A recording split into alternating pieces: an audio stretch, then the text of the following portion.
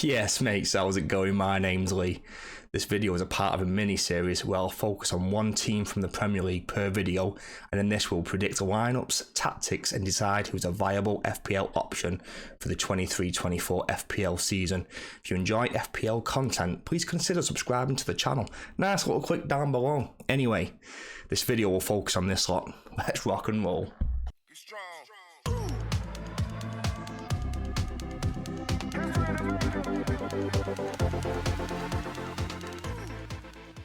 So with the suspension of Ivan Toney and the potential sale of David Raya to Arsenal, it's a bit of a tough situation for Brentford. I'm not quite sure how they're going to line up. I think they could easily go 5 at the back, as in this formation here, or they could go 4 at the back with Collins coming out and maybe Shada or Damsgaard moving either side of Wissa.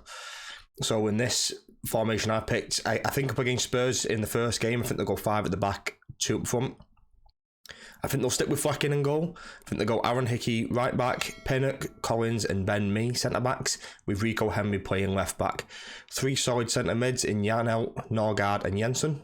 And then 2 strikers, almost split strikers running off in Wissa and Mbeumo. So you can see the fixture on the right hand side. They've got some decent games in between those 2 games in Spurs and Newcastle. Even against Spurs, they're expected to score 1.82 goals in that game. And there's a 32% chance that they're going to keep a clean sheet. So they're still expected to do some damage against that team. They are going to be a strong side. They always recruit very well. So it's tough to kind of see which way they're going to go, but I still think they're going to have a good season. I think they'll still be solid, especially when Toney comes back. I think when Toney comes back post-Christmas, I think he's going to be a real good option then. But you can see little symbols next to all the players' names. The X means I don't think they're a viable FPL option. I think the ones with the question marks are potentials. I think someone like Pinnock or Henry is a very nice first sub option, particularly Rico Henry. He's had a couple of assists in pre-season, he's done quite well, and he's always a solid, reliable pick anyway.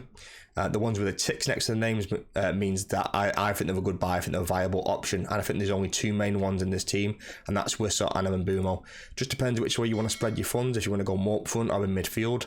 Mbeumo is on pens, but I think if that potential injury gets worse to Mbeumo, that's been reported, but I'm not sure how bad it is. Thomas Frank did come out and say that he is expected to play against Spurs anyway, so I wouldn't be too concerned with that. But if he is out, then I think Wissa will get the pens. They've had a bit of a strange pre-season as well, like a lot of teams so far. They've scored a few goals here and there, but they've not had anyone really kind of stand out. Now some of the information on the pre-season games were a bit hard to get hold of, so I don't think this is complete, but it's kind of been spread around the goals and the assists. You can see Mbeumo with a P in brackets, so he was the one that took the penalty when they got one in pre-season, so he's definitely on penalties. So he's definitely one that, if you want to go down the route of penalty takers are more valuable, then I don't mind using that as a narrative at all. So even without Toney, Brentford are still expected to score about 8 goals in the first 5 games and keep between 1 and 2 clean sheets in the first 5.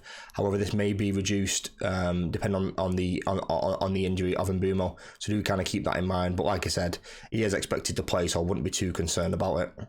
Have you got anyone from Brentford in your team? Is there anyone you're considering? Are you sticking with Mbeumo? I think is a good price at 6.5, but I think Wissa at 6 million has been massively overlooked. He's only owned by about 4%, and I think you need to give him some consideration there for sure. Right, mates, that's it for today's video. So we covered predicted lineups and who I consider to be a viable FPL option. If you enjoyed the video or found it helpful, please consider subscribing to the channel. Anyway, have a nice day.